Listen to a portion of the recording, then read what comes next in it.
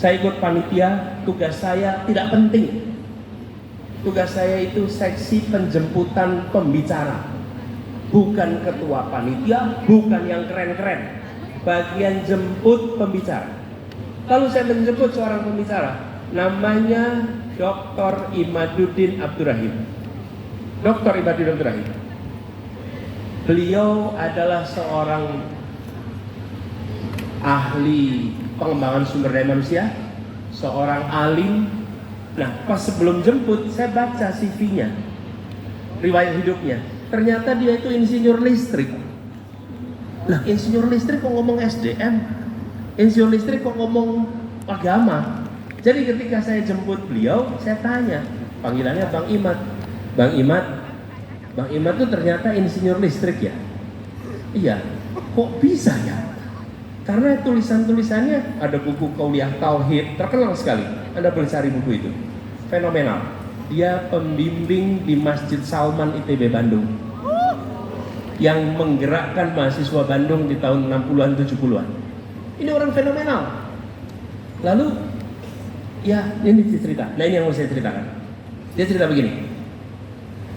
Bung, saya tinggal di Sumatera Utara. Tahun 50 sekian ada peresmian Bendungan Asahan.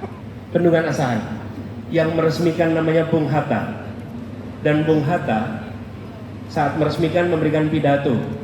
Dia dan teman-teman semua katanya mereka berjalan kaki beberapa jam untuk ikut ke peresmian karena ingin dengar pidatonya Bung Hatta dan ingin lihat wajah Bung Hatta. Tahun 50-an belum ada TV, belum ada koran, mereka hanya dengar nama, pengen tahu seperti apa ini wajah Bung Hatta itu. Berjam-jam mereka jalan kaki untuk lihat wajah Bung Hatta.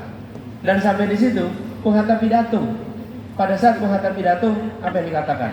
Begini kata Bung Hatta. Kita hari ini meresmikan Bendungan Asahan. Indonesia masa depan perlu membangun banyak sekali pembangkit tenaga listrik karena kita membutuhkan energi listrik yang banyak.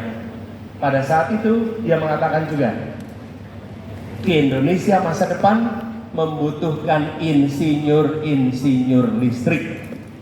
Dan kata Bang Imad, semua anak muda pulang dari sana pengen jadi insinyur listrik. Dia masih SMP, SMA, pengen jadi insinyur listrik. Apa yang menarik di fenomena ini? Ketika Bung Hatta mengatakan kita harus membangun pembangkit listrik, tidak ada satupun orang yang berpikir Bung Hatta punya bisnis listrik. Tidak ada satupun yang mengira saudaranya Bung Hatta punya usaha listrik. Tidak ada yang membayangkan punya koneksi pengusaha yang mau dikasih pekerjaan bangun listrik. Apa yang terjadi? Seluruh rakyat memandang Bung Hatta dengan perasaan kami percaya pada Anda secara tanpa syarat. Pemimpinnya itu dipercaya tanpa syarat. Dan itu yang membuat anak muda mengatakan, kalau Bung Hatta mengatakan masa depan perlu insinyur listrik, saya hibahkan hidup saya untuk jadi insinyur listrik seperti kata pemimpin saya yang kemarin dikatakan. Tapi sekalian, itulah yang namanya kepercayaan, itulah yang namanya trust. Dalam demokrasi kita harus memiliki itu. Sekarang saatnya mengembalikan kepercayaan itu kepada pemimpin-pemimpin yang ada di Republik ini. Dan itu sebabnya kita harus mencari orang-orang tak bermasalah untuk menjadi pemimpin-pemimpin di Republik ini.